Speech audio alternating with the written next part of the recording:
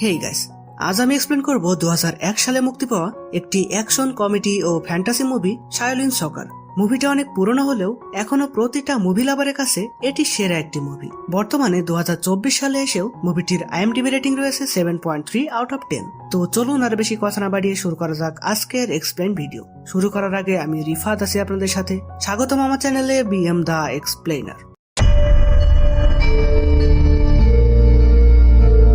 Movie শুরুতে আমাদের ফ্ল্যাশব্যাকে একটি ফুটবল ম্যাচের দৃশ্য দেখানো হয়, যেখানে আমরা গোল্ডেন লেগ নামে একজন প্লেয়ারকে দেখতে পাই। তো তাকে আমরা একটি পেনাল্টি কিক দিতে দেখি, কিন্তু সে কিকটি মিস করে, ফলে তার টিম হেরে যায়। এতে দর্শকরা তো তার উপর অনেক ক্ষিপ্ত হয় এবং তাকে মারতে এগিয়ে আসে। তখন দেখা যায় তাদের টিমেরই হাং নামে একজন এসব দেখে হাসতে থাকে। এরপর সিন শিফট হয় 20 বছর পর, যেখানে হাঙ্ক এখন অনেক বড় বিজনেসম্যান এবং একটি ফুটবল টিমের কোচ। এখানে আমরা গোল্ডেন লেগকেও দেখতে পাই একটি পা ভাঙা অবস্থায়, কারণ 20 বছর আগে দর্শকদের দ্বারা পিটুনি খেয়ে তার একটি পা ভেঙে গিয়েছিল। তো বর্তমানে সে হাঙ্কের হয়ে কাজ করে। এরপর সে হাঙ্কের কাছে গিয়ে বলে, এতদিন ধরে আমি তোমার সব কথা শুনেছি আর এখন আমি কোচ হওয়ার জন্য সম্পূর্ণ রেডি। কিন্তু হাং তার এসব কথায় কোনো গুরুত্বই দেয় না। আসলে অনেকদিন আগে হাং গোল্ডেন লেগকে বলেছিল, আমি যা যা বলবো তুমি যদি তাই তাই করো তাহলে তোমার যে কোনো ইচ্ছা আমি পূরণ করব। কিন্তু এখন সে তো অনেক বড় লোক এবং সম্পদশালী, তাই এরকম সামান্য কাউকে গুরুত্ব দেওয়ার সময় তার নেই। তখন গোল্ডেন লেগ তাকে বলে, আজ আমার এমন অবস্থার জন্য তুমিই দায়ী, কারণ 20 বছর আগে আমি তোমার কথাতেই ওই গোলটি মিস করেছিলাম, না হলে আমি ইজিলি গোলটি দিতে পারতাম। তার সব কথা শুনে হাং হাসতে থাকে আর বলে, ওই ঘটনার 20 বছর পার হয়ে গেছে, এখন তোমার এসব কথা কেউ বিশ্বাসই করবে না। সে আরো জানায়, যে লোকগুলো তোমার পা ভেঙে দিয়েছিল তাদেরকে মূলত আমি টাকা দিয়েছিলাম। এসব শুনে গোল্ডেন লেগ তো অনেক কষ্ট পায় এবং সেখান থেকে চলে আসে। তারপর বাইরে একটি জায়গাতে সে টিভিতে একটি ফুটবল ম্যাচ দেখছিল, কারণ তার স্বপ্ন ছিল একজন কোচ হওয়া। ঠিক তখনই পাশ থেকে কি একজন বলে ওঠে, ওরা ফুটবল খেলায় পুরোপুরি দক্ষ না।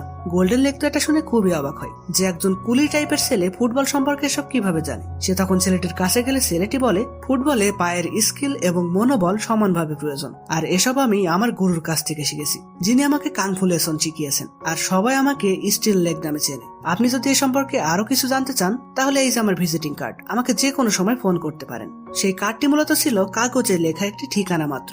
গোল্ডেন লেগ তখন বলে, আমার কাংফু শেখায় কোনো ইন্টারেস্ট নেই, আমি তো জাস্ট একজন ফুটবলের কোচ হতে চাই। তখন তারা লক্ষ্য করে রাস্তায় একটি মেয়ে হেঁটে যাওয়ার সময় কলার খোসাতে পা পিছলে সে পড়ে যায়। স্টিল লেগ তখন গোল্ডেন লেগকে বলে, আজ যদি মেয়েটি কাংফু জানতো তাহলে সে এভাবে পড়ে যেত না। এভাবে সে আরো অনেকগুলো এক্সাম্পল দেয় যে কাংফু জানা থাকলে ডেইলি লাইফে আমাদের কতটা উপকার হতো। কিন্তু গোল্ডেন লেগের এসবে কোনো ইন্টারেস্ট আসে না, ফলে স্টিল লেগ তাকে যে ভিজিটিং কার্ড দিয়েছিল সেটি সে একটি ক্যানের ভিতরে পুরে তার দিকে ছুঁড়ে মারে। স্টিল লেগ তখন তার পা দিয়ে ক্যানটিকে কিক মারলে সেটি গুলির গতিতে আকাশের দিকে হারিয়ে যায়। আর আমরা ভিউয়াররা বুঝতে পারি তাকে সবাই এমনি এমনি স্টিল লেগ বলে না, তার পায়ে রয়েছে অনেক শক্তি। তো এরপর সেখানে স্টিল লেগের মালিক এসে বকাবকি করায় সে সেখান থেকে চলে যায়। যেতে যেতে রাস্তায় একটি জুতোর দোকান দেখে সে দাঁড়িয়ে পড়ে দেখতে থাকে, কারণ তার জুতোটি ছিঁড়ে গিয়েছিল, কিন্তু টাকা না থাকার ফলে সে জুতা কিনতে পারছে না। তো সারাদিন এভাবে কুলিগিরি করে সে কোনো রকমে তার খাওয়া দাওয়ার পয়সা জোগাড় করে, যা ছিল খুবই সামান্য। এখানে বলে রাখি, স্টিল লেগের আসল নাম হলো সিং। তো যাই হোক, এরপর সে একটি দোকানে যায় যেখানে একটি মেয়ে কাংফু স্টাইলে পিঠা তৈরি করছিল, আর তার বানানো পিঠা অনেক মিষ্টি এবং সুস্বাদু হয়ে থাকে। মেয়েটির নাম ছিল মুই। স্টিল লেগ বা সিং তখন অবাক হয়ে তার পিঠা তৈরি দেখতে দেখতে কয়েকটি পিঠা খেয়ে ফেলে। মুই তখন তার কাছে পয়সা চাইলে সিং বলে, আমার কাছে তো পর্যাপ্ত পয়সা নেই, তবে তুমি পয়সার বিনিময়ে আমার জুতোটি রাখতে পারো। এরপর সিং তার কাংফু স্টাইলে পিঠা বানানোর প্রশংসা করে গান গাইতে শুরু করে, যেটা দেখে আশেপাশের লোকজনও তার সাথে যোগ দেয় এবং সবাই মিলে নাচতে থাকে। তখন মুইয়ের দোকানের মালিক এসে সবাইকে ভাগিয়ে দেয় আর মুইকে জিজ্ঞাসা করে, ওই ছেলেটি কি পয়সা দিয়েছে? মুই তাকে মিথ্যা বলে যে হ্যাঁ দিয়েছে। সিন শিফট হলে দেখা যায় সিং তার এক বড় ভাইয়ের সাথে দেখা করে, যার নাম ছিল আয়রন হেড। আর সিং এর নাম স্টিল লেগ হলেও তার যে কাংফু স্টাইল রয়েছে সেটাকে বলা হতো আয়রন লেগ আর্ট। তো সিং তাকে বলে, আমাদের কাংফু পাওয়ার সম্পর্কে সবাইকে জানানো উচিত, আমার কাছে একটি আইডিয়া আছে, আমরা গান গেয়ে সবাইকে এই ব্যাপারে জানাতে পারি। তো এরপর তারা কাংফু ড্রেস পরে একটি বারে গিয়ে গান গাইতে থাকে। গানের ভিতর সিং বলে, আমি হলাম আয়রন লেগ আর আমার বড় ভাই হলো আয়রন হেড, কিন্তু দর্শকরা তাদেরকে উল্টো বুঝে তাদেরকে মারতে থাকে। এদিকে গোল্ডেন লেগ একটি জায়গায় দাঁড়িয়ে প্রস্রাব করছিল, তখন পাশে একটি দেয়ালে সে সেই কানের বোতলটি গেঁথে থাকতে দেখে, যেটার মধ্যে সে সিং এর দেওয়া ভিজিটিং কার্ডটি রেখেছিল এবং সিং সেটা আকাশের দিকে কিক মেরেছিল। সে তো এটা দেখে খুবই অবাক হয় এবং ক্যানটি দেওয়াল থেকে বের করার চেষ্টা করলে দেওয়ালটি ভেঙে যায়। তখন দেওয়ালের অপর পাশে দেখা যায় সিং কিছু লোকদের সামনে দাঁড়িয়ে আছে, আর এই লোকগুলো হলো সেই লোক যারা তাকে বারে অনেক মেরেছিল। তো সিং তাদেরকে বলে, আমি আমার গুরুর কাছে প্রতিজ্ঞা করেছি আমি কোনো মারামারি করব না, তাই আশা করি তোমরা আমার কাছে ক্ষমা চেয়ে নেবে।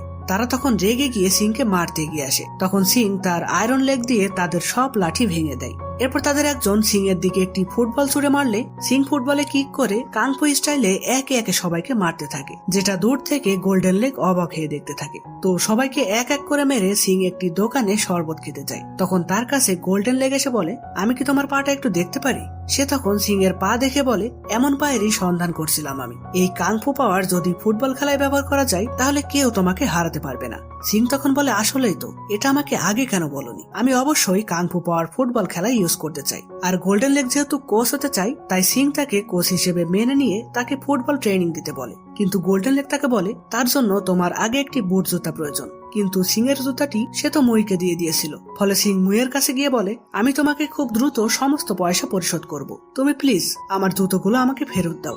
মুই তখন বলে, তোমার জুতা তো ছিঁড়ে গিয়েছিল, তাই আমি ওগুলো ডাস্টবিনে ফেলে দিয়েছি। সিং তখন হতাশ হয়ে চলে যেতে থাকে। তখন মুই তাকে পেছন থেকে ডেকে তার জুতাটি তাকে ফিরিয়ে দেয়, যেটা সে আসলে ডাস্টবিনে ফেলে দেয়নি, উল্টো সেটার ছেঁড়া জায়গাগুলোতে সে স্টিকার লাগিয়ে দিয়েছে। তো সিং এতে মুইয়ের উপর খুবই খুশি হয়। তারপর সে গোল্ডেন লেগকে সাথে নিয়ে তার সেসব ভাইদের কাছে যায় যাদের সাথে ছোটবেলায় সে গুরুর থেকে কাংফু শিখেছিল। তাদের টিমে টোটাল 6 জন মেম্বার ছিল, যাদের সবার কাছেই কাংফু পাওয়ার রয়েছে, যেমন iron leg, iron head, iron satin, light weight, lighting hand এবং হুকিং লেগ। কিন্তু তারা কেউই সিং এর কথাতে কাংফু ইউজ করে ফুটবল খেলতে রাজি হয় না। সিং তবুও হাল ছাড়ে না। সে প্রত্যেকজনকে কিছুদিন সময় দিয়ে বলে, আমি অমুক জায়গাতে তোমাদের জন্য অপেক্ষা করব। তো এরপর সিং ও গোল্ডেন লেগ একটি ছাদের উপরে তাদের জন্য অপেক্ষা করতে থাকে এবং তারা আশা ছেড়ে দেয় যে তারা হয়তো আর আসবে না। কিন্তু তখনই দেখা যায় তারা একে একে সবাই এসে হাজির হয় এবং সবাই মিলে একটি শায়োলিন সকার কাংফু টিম তৈরি করার সিদ্ধান্ত নেয়। কিন্তু এখানে একটাই সমস্যা ছিল যে ফুটবল সম্পর্কে তাদের কারোরই তেমন কোনো জ্ঞান ছিল না। ফলে গোল্ডেন লেগের তত্ত্বাবধানে তারা প্র্যাকটিস শুরু করে। তো প্রথমেই সিং ফুটবলে জোরে একটি কিক মারলে সেটা অনেক গতিতে আকাশের দিকে গিয়ে হারিয়ে যায়। এরপর অনেক পরে প্রায় 1 ঘন্টা পরে বলটি আকাশ থেকে পড়ে। সবাই তখন দৌড়ে গিয়ে বলটিতে লাথি মারতে থাকে। তখন গোল্ডেন লেগ বলে, এসব তোমরা কি করছো?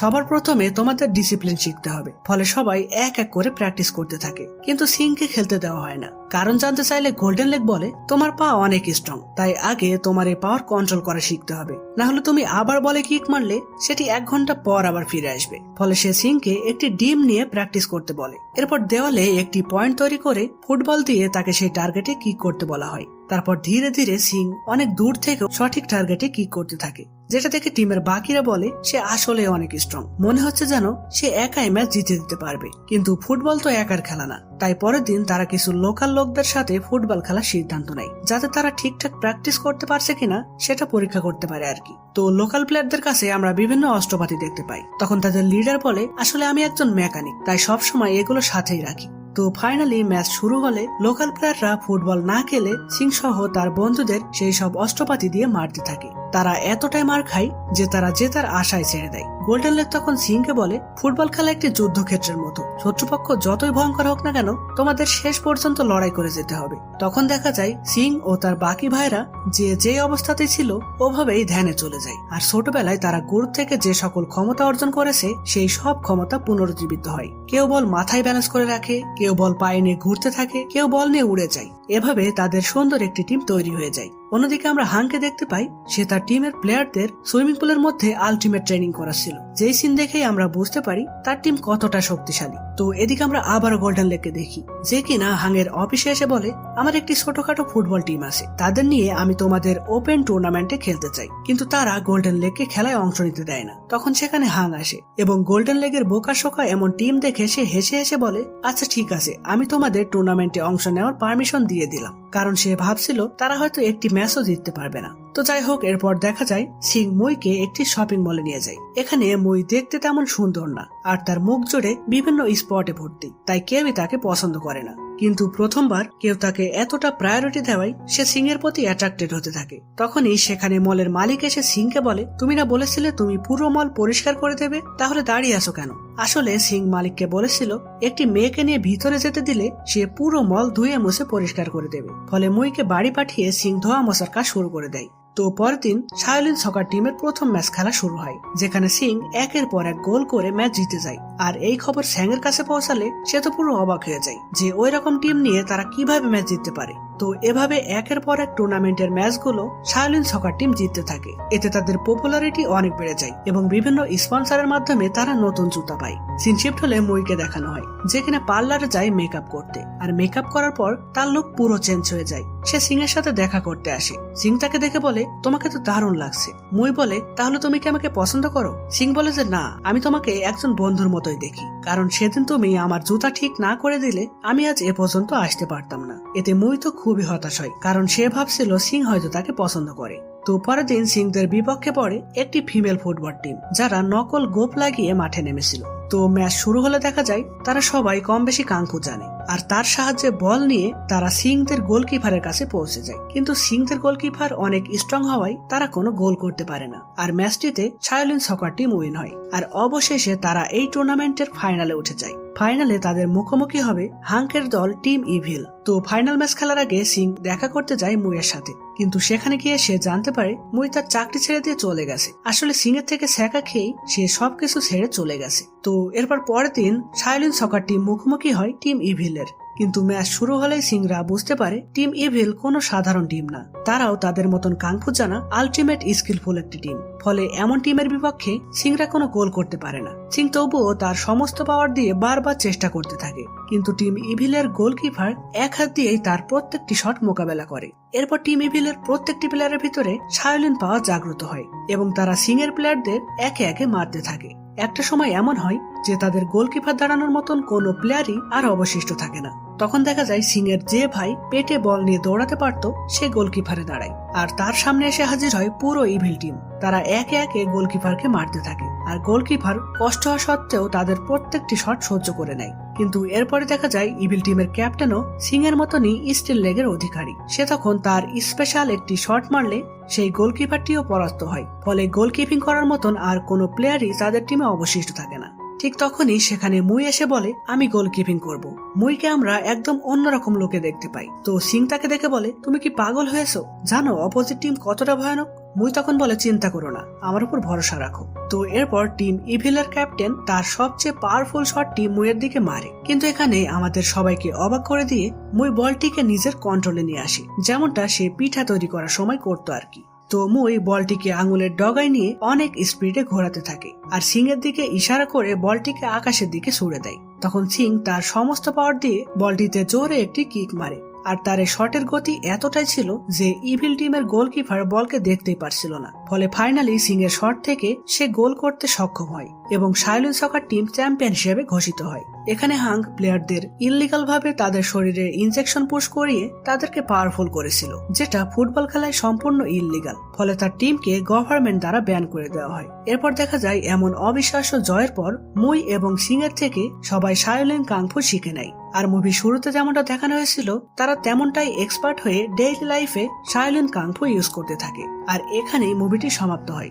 তো গাইস, শাওলিন সকার মুভিটির কাহিনী কেমন লাগলো কমেন্টসে লিখে জানাবেন। আর আপনাদের স্পেসিফিক কোনো মুভির এক্সপ্লেন করার রিকোয়েস্ট থাকলে অবশ্যই কমেন্টস করে আমাকে জানাতে পারেন। তো দেখা হবে পরের ভিডিও লোকি সিরিজ নিয়ে। ততদিন পর্যন্ত ভালো থাকবেন, সুস্থ থাকবেন।